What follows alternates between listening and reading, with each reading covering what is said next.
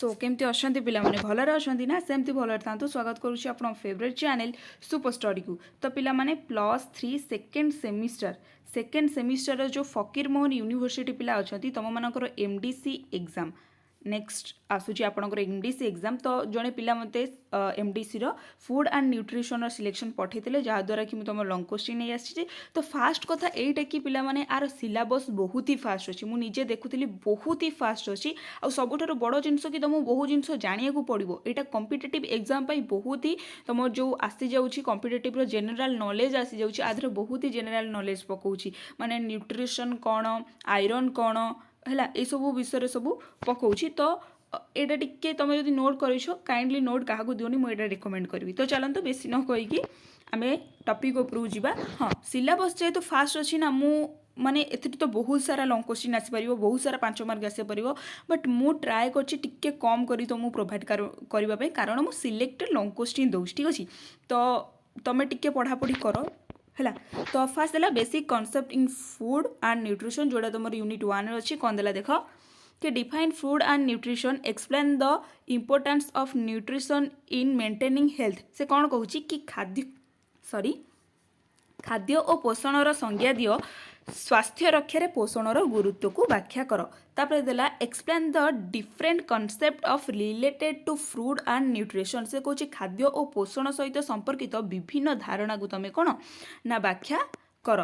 तापर देला discuss the physiological and socio cultural functions of food. से कहूँ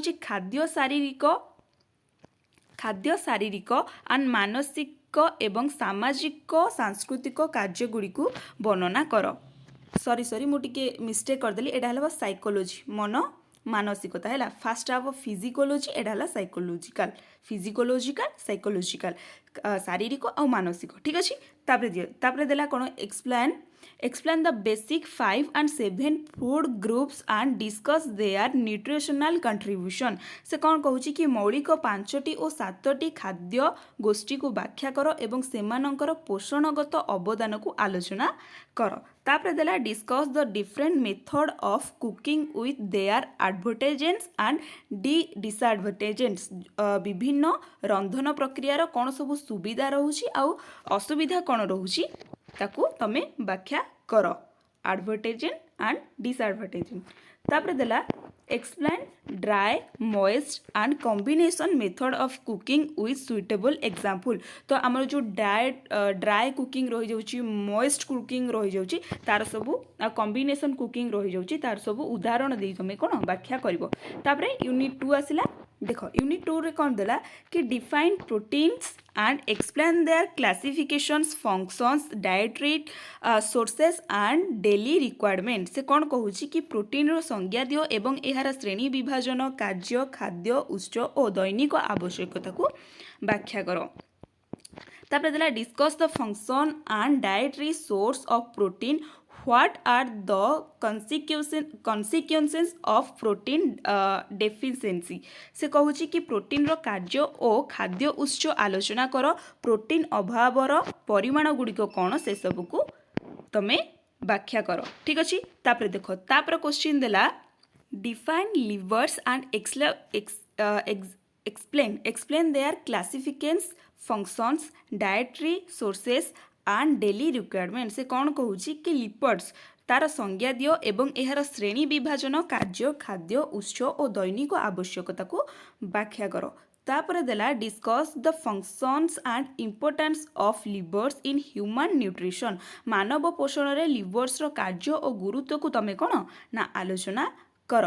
तापर देला compare protein and lipids with respect to their functions source and nutritional importance. से कहूँ कार्य खाद्य उत्स और पोषणगत गुरुत्व को दृष्टि प्रोटीन और लिवर्स रो तुलना कर।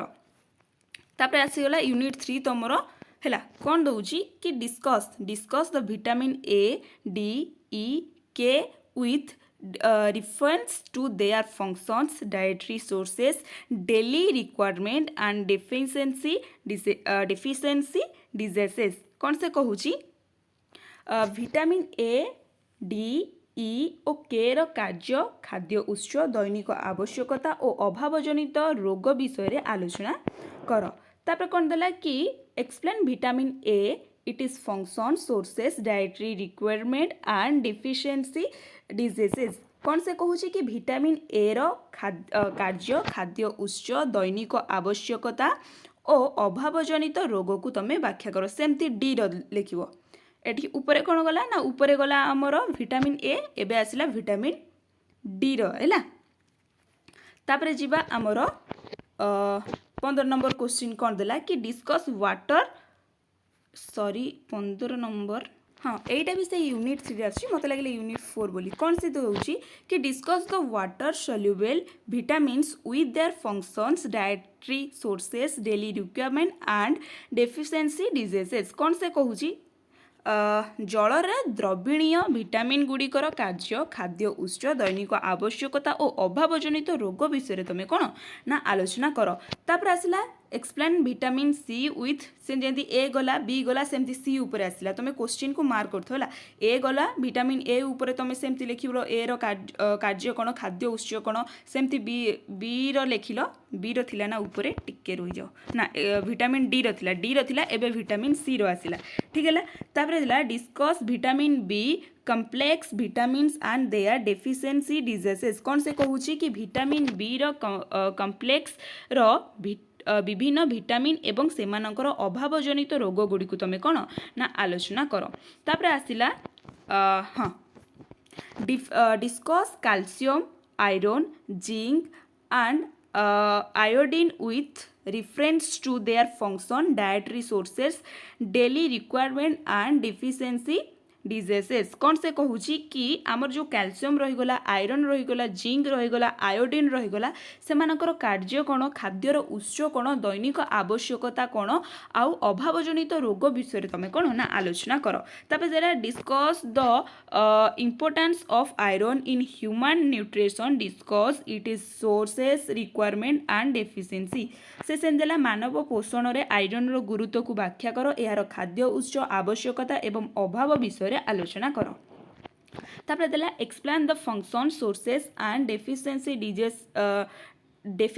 Diseases of calcium and iodine कौन से कहूँ कि कैल्शियम आउ आयोडीन रो कार्य खाद्य उत्स एवं अभावजनित रोग को तुम व्याख्या कर। एबे आसला यूनिट 4 तुमरो हैला। हाँ आउ गोटे जिनस पिला माने तुमरो ना मुझे सिलेबस रो इंग्लिश आउ ओडिया सहित मैच करूली बट मुझे जिनटा मैच कली सी ना अलग अलग डिफरेन्स वार्ड तुमको पकईद है तुम जदि ओडिया जो जिनटा जापार नथिबो तार इंग्लिश माने देखीदेव इंग्लिश माने जार जापार नथिबो तार ओडिया माने देखीदेव ठीक अच्छे। तो माने सिलेबस बहुत फास्ट अच्छी एक रे तो दुई रे है सी कष्ट कष्ट वार्ड पकई दूसरी जोटार मीनिंग तुम जापर ओडिया मीनिंग भी बहुत बार जानी हुए कि एटा माने कौन है। तापर देला यूनिट 4 तुमर कौन देला कि example the importance and procedure of conducting market survey of food product से कहूँ खाद्य पदार्थर जो मार्केट सर्वे कर जो मार्केट सर्वे रोचे तार गुरुत्व एवं प्रक्रिया कह आम जो खाद्य सब जिनस सब केमिति मार्केटिंग को आसूची तार प्रोसेस कौन से जिनसटा को कहूँ। तापर क्वेश्चन देला देख हाँ तापर क्वेश्चन देला कि prepare a list of locality available food products belonging to different food group से कहूँ भारत में खाद्य गोष्ठीर स्थानीय भाव उपलब्ध खाद्य पदार्थ गुड़िकर एक तालिका प्रस्तुत कर ठीक अच्छे। तापर देला discuss the nutritional importance of cereals millets pulses fruits vegetables and milk product से जो आमर रही जाउछि कि सीरियल्स गोटे millets then pulses fruits vegetables ओ मिल्क रो प्रोडक्टिंग रो जो पोषणगत गुरुत्व को कौन रही तार जो पोषणगत गुरुत्व बा केमिति से ट्रांसफर होउछि मार्केट जगह को से विषय तुम कौन ना व्याख्या करिवो ठीक अच्छे।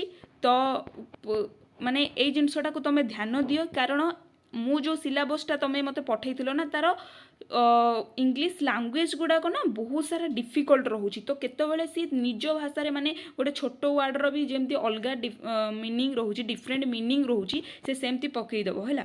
तो तुम टिके सेटा को देखुथिबो जदि ओडिया रे न बुझी परिबो इंग्लिश रे देखिदेबो इंग्लिश रे न बुझी पाले ओडिया रे सेटा को जेमती मु तळे दउची क्वेश्चन भी सेमती इंग्लिश ओडिया बोथ ही आसची तो तुम टिके सेमती देखिदेबो ठीक अछि एटा थिला तमरो कोन फूड आउ न्यूट्रिशन जो एमडीसी रहिला तार सिलेक्टेड लॉन्ग क्वेश्चन 5 मार्क भी एथरे कंप्लीट हो जिवो सब एथरे कंप्लीट हो जिवो ठीक अछि तो आशा करूछि जदि वीडियोटी आपन भल लागिथो ताले लाइक कमेंट शेयर निश्चित करदेबे रहिली नमस्कार जय जगन्नाथ।